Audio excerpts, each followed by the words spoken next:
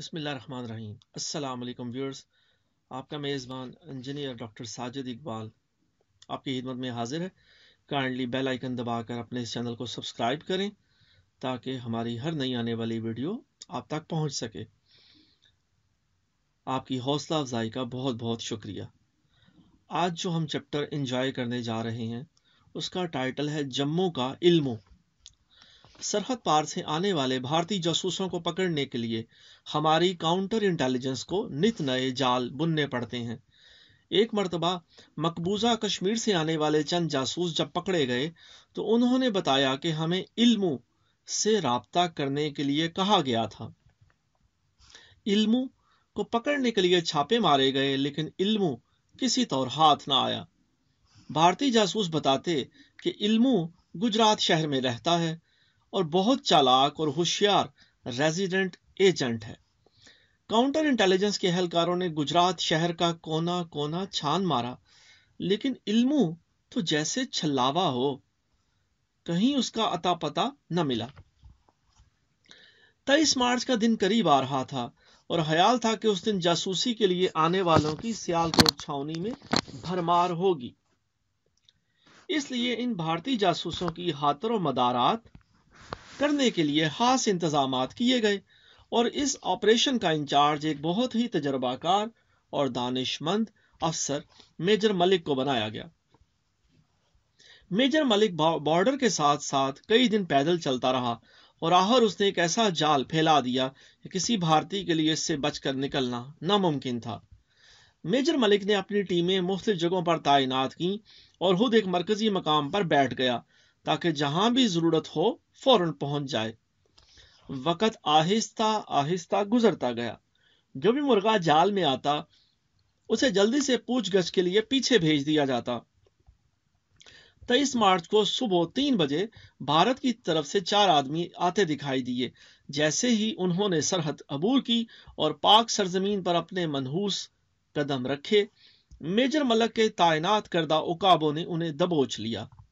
ان چاروں کو علیحدہ علیحدہ راستوں سے سیالکوٹ میں پوچھ گچھ کے مراکز پر لے جایا گیا۔ کوشش یہی تھی کہ ان سے جلد جلد سوال پوچھے جائیں تاکہ سب آنے والوں کا پتہ چل جائے۔ ان میں سے 3 نے بتایا کہ ہم علمو کے ساتھ آئے ہیں اور علمو نے ہی ہمیں مختلف جگہوں پر لگانا تھا۔ ظاہر ہے چوتھا آدمی علمو ہی تھا۔ میجر ملک علمو کے پاس گئے۔ علمو تھا تو چٹا ان پڑھ لیکن حد درجہ کا مکار اور چالاک۔ وہ تو کوئی بات ماننے کے لیے تیار ہی نہ تھا اور ایک جھوٹ کے بعد دوسرا جھوٹ اور دوسرے کے بعد تیسرا اس ہوشیاری سے بولتا کہ سننے والوں کو اس کی بے گناہی پر یقین آ جاتا۔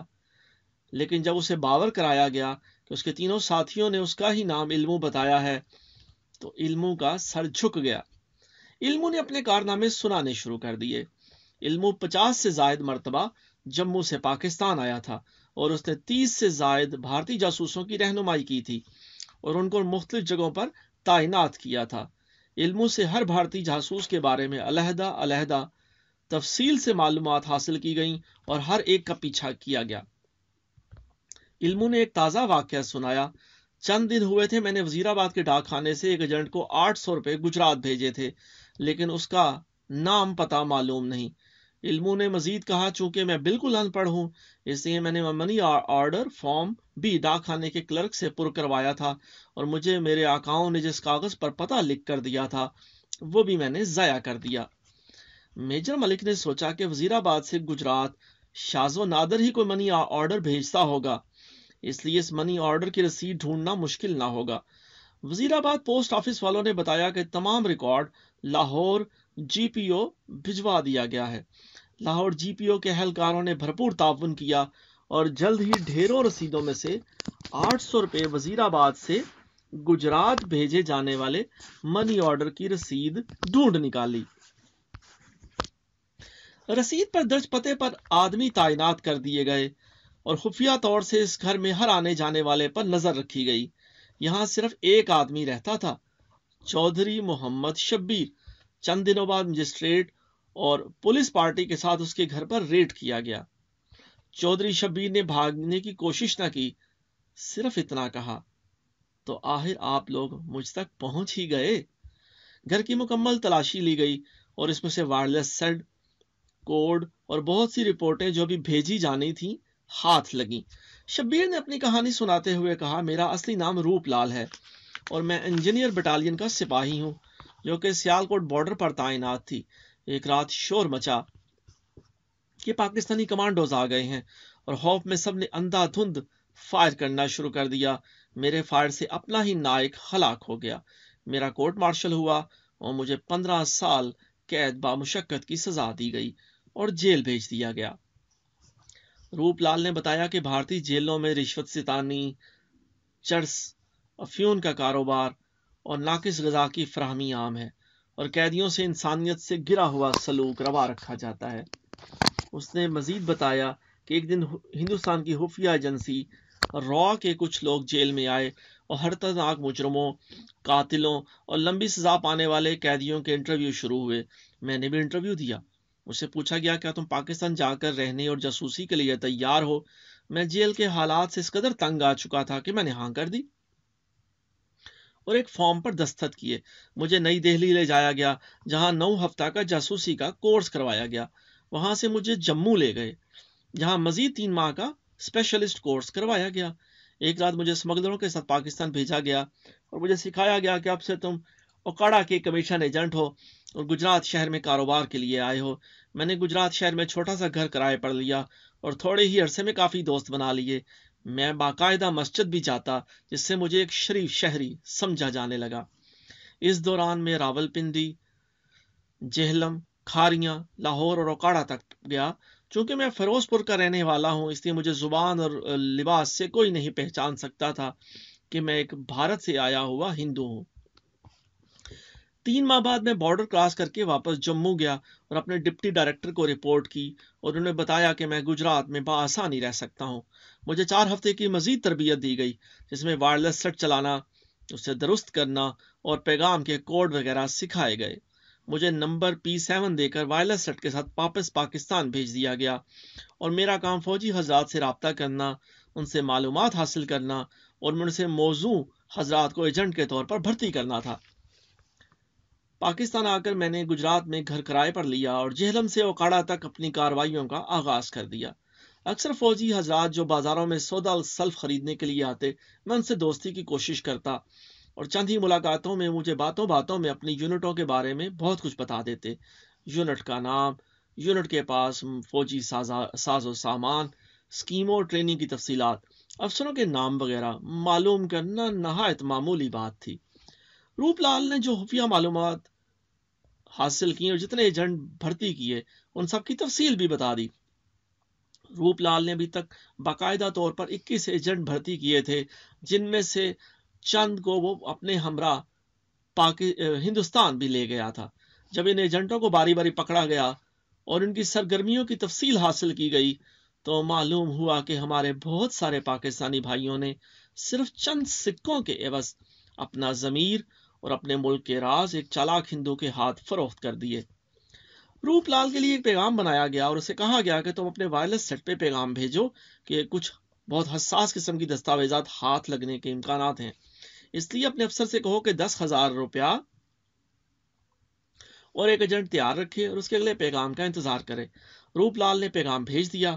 جموں سے اس کا مثبت جواب آیا۔ اس کا مطلب تھا کہ روپ لال نے درست پیغام بھیجا۔ چند دنوں بعد دوسرا پیغام بھیجا گیا جس میں گجرات کے ایک ہوٹل کا پتہ دیا گیا اور وقت اور تاریخ مقرر کی گئی۔ ادھر سے پیغام آیا کہ جس میں ایجنٹ کا حلیہ بتایا گیا جو پیسے لے کر آ رہا تھا۔ مقررہ تاریخ اور وقت پر روپ لال کو برقع پہنا کر اس ہوٹل میں لے جایا گیا اور اسے ایک ایسی جگہ بٹھا دیا گیا جہاں سے اس کی نظریں دروازے پر تھیں۔ جیسے ہی ہندوستان کا ایجنٹ آیا، روپ لال نے کہا یہی آدمی ہے۔ چنانچہ میجر ملک کی ٹیم نے ایجنٹ کو پکڑ لیا۔ اس قسم کا کھیل ہندوستان کے ساتھ 2-3 ماہ جاری رہا اور ان کے 3 آدمی پکڑ لیے گئے۔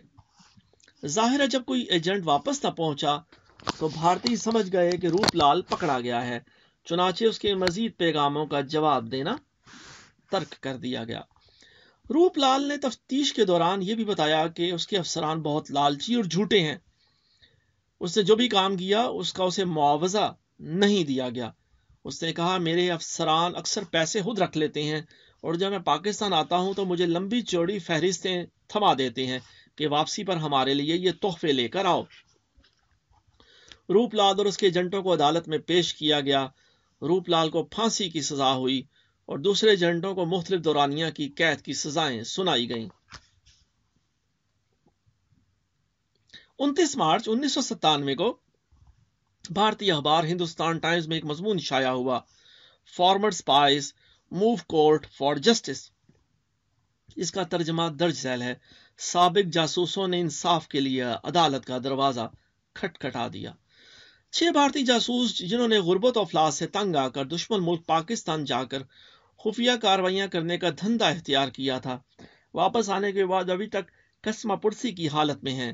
کابل سنگھ، بلیڈ سنگھ، بلوندر سنگھ، مہندر سنگھ اور فقیریہ مسیح کو بھارتی خفیہ ایجنسی ملٹری انٹیلیجنس اور جی برانچ نے 70 کی دہائی میں بھرتی کیا تھا۔ یہ لڑکے ان پڑھ اور بے روزگار تھے۔ بھارتی خفیہ ایجنسی نے انہیں تربیت دے کر جاسوسی کی غرض سے پاکستان بھیجا۔ یہ جاسوس ایک ماہ میں قریباً 5 دفعہ بارڈر کراس کرتے اور خبریں اکٹھی کر کے اپنے آقاؤں تک پہنچاتے۔ کچھ عرصہ تو یہ سلسلہ جاری رہا، پھر باری باری پاکستان کی سیکیورٹی ایجنسیوں کے ہاتھوں یہ لڑکے گرفتار ہو گئے۔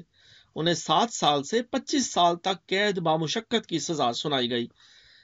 قید سے رہائی کے بعد وہ اب تک در در کی ہاک چھان رہے ہیں، لیکن ان کا کوئی پرسان حال نہیں۔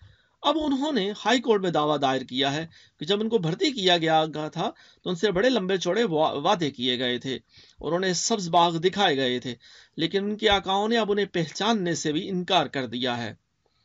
کابل سنگھ جو شارجہ مرزا کا رہنے والا ہے، اس نے کہا کہ جب مجھے بھرتی کیا گیا میری عمر 19 سال تھی، میں نے میٹرک پاس کیا ہوا تھا اور روزگار کی تلاش میں تھا۔ خفیہ ایجنسی والوں نے مجھے چکنی چپڑی باتیں کر کے جاسوسی کے کام کے لیے پھنسا لیا۔ میں نے اپنی جان ہتھیلی پر رکھ کر دشمن ملک کے خلاف جاسوسی کارروائیاں کی۔ پاکستان میں گرفتاری کے بعد مجھے 12 سال قید بامشقت کی سزا سنائی گئی۔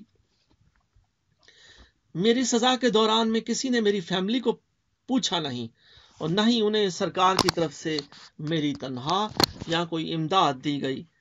آج میں ایک دہاڑی دار مزدور ہوں۔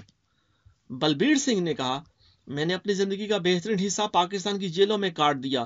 ہمارے افسران نے اپنے وعدے پورے نہیں کیے اور ہم اسی طرح بے روزگار اور بے بس ہیں۔ میں اپنے ہم وطنوں سے کہوں گا کہ ہماری خفیہ ایجنسیوں کے مکر و فریب سے بچیں۔